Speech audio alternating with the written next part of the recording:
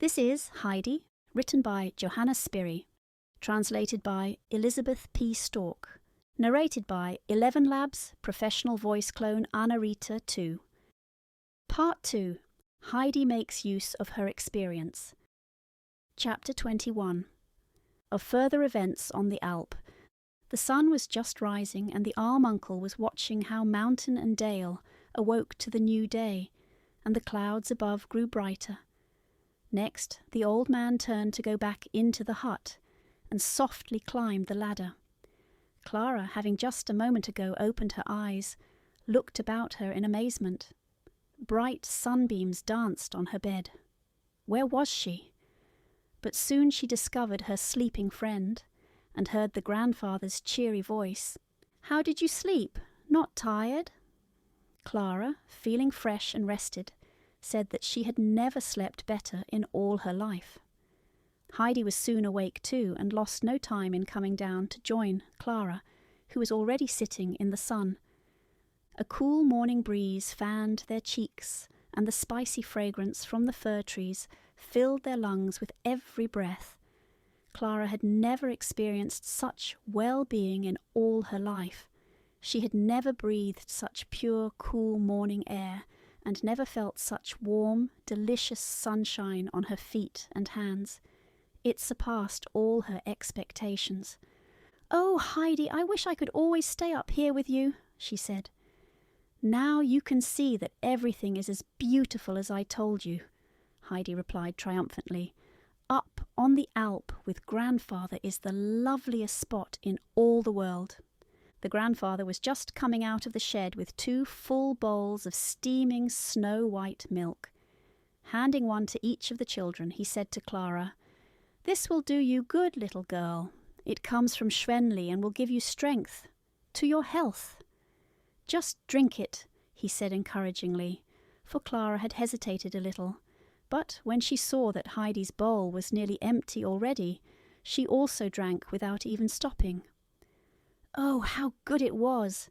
It tasted like cinnamon and sugar. "We'll take 2 tomorrow," said the grandfather. After their breakfast, Peter arrived. While the goats were rushing up to Heidi, bleating loudly, the grandfather took the boy aside. "Just listen and do what I tell you," he said. "From now on, you must let Schwenli go wherever she likes. She knows where to get the richest herbs, and you must follow her, even if she should go higher up than usual. It won't do you any harm to climb a little more, and will do all the others good. I want the goats to give me splendid milk, remember. What are you looking at so furiously?" Peter was silent, and without more ado started off, still angrily looking back now and then. As Heidi had followed a little way, Peter called to her, "You must come along, Heidi. Schwenli has to be followed everywhere." "No, but I can't," Heidi called back. "I won't be able to come as long as Clara is with me.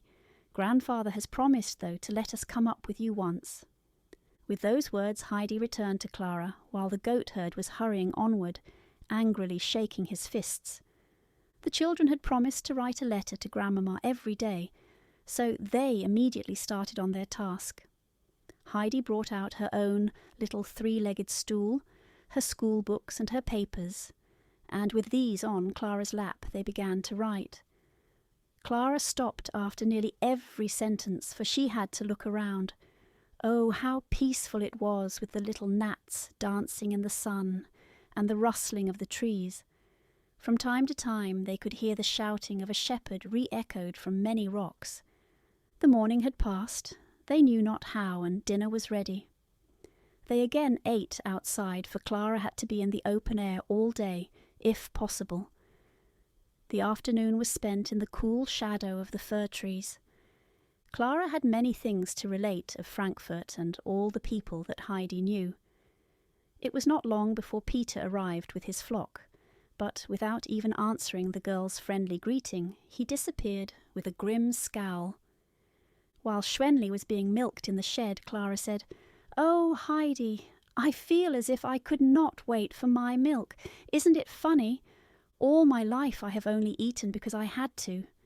Everything always tasted to me like cod liver oil, and I have often wished that I should never have to eat, and now I am so hungry." "Oh yes, I know," Heidi replied. She had to think of the days in Frankfurt when her food seemed to stick in her throat. When at last the full bowls were brought by the old man, Clara, seizing hers, eagerly drank the contents in one draught, and even finished before Heidi. "Please, may I have a little more?" she asked, holding out the bowl. Nodding, much pleased, the grandfather soon refilled it. This time he also brought with him a slice of bread and butter for the children. He had gone to Mayensass that afternoon to get the butter, and his trouble was well rewarded. They enjoyed it as if it had been the rarest dish. This evening Clara fell asleep the moment she lay down. 2 or 3 days passed in this pleasant way. The next brought a surprise. 2 strong porters came up the Alp, each carrying on his back a fresh white bed. They also brought a letter from Grandmamma, in which she thanked the children for their faithful writing, and told them that the beds were meant for them. When they went to sleep that night, they found their new beds in exactly the same position as their former ones had been. Clara's rapture in her new life grew greater every day, and she could not write enough of the grandfather's kindly care and of Heidi's entertaining stories. She told her grandmamma that her first thought in the morning always was, "Thank God I am still in the alm hut." Grandmamma was highly pleased at those reports and put her projected visit off a little while, for she had found the ride pretty tiring.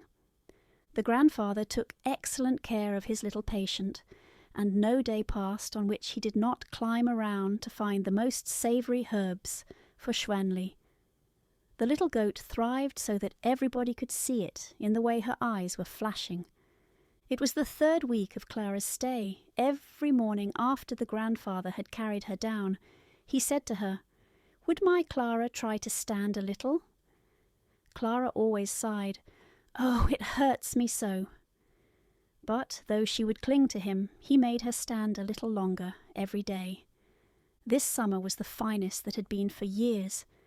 Day after day the sun shone on a cloudless sky, and at night it would pour its purple rosy light down on the rocks and snowfields till everything seemed to glow like fire. Heidi had told Clara over and over again of all the flowers on the pasture, of the masses of golden roses and the blue flowers that covered the ground. She had just been telling it again when a longing seized her, and jumping up she ran over to her grandfather, who was busy carving in the shop. "Oh, grandfather," she cried from afar, "won't you come with us to the pasture tomorrow? Oh, it's so beautiful up there now." "All right, I will," he replied. "But tell Clara that she must do something to please me. She must try to stand longer this evening for me." Heidi merrily came running with her message. Of course, Clara promised, for was it not her greatest wish to go up with Heidi to the pasture? When Peter returned this evening, he heard of the plan for the morrow, but for answer Peter only growled, nearly hitting poor Thistlefinch in his anger. The children had just resolved to stay awake all night to talk about the coming day, when their conversation suddenly ceased, and they were both peacefully slumbering. In her dreams, Clara saw before her a field that was thickly strewn with light blue flowers, while Heidi heard the eagle scream to her from above, "Come, come, come!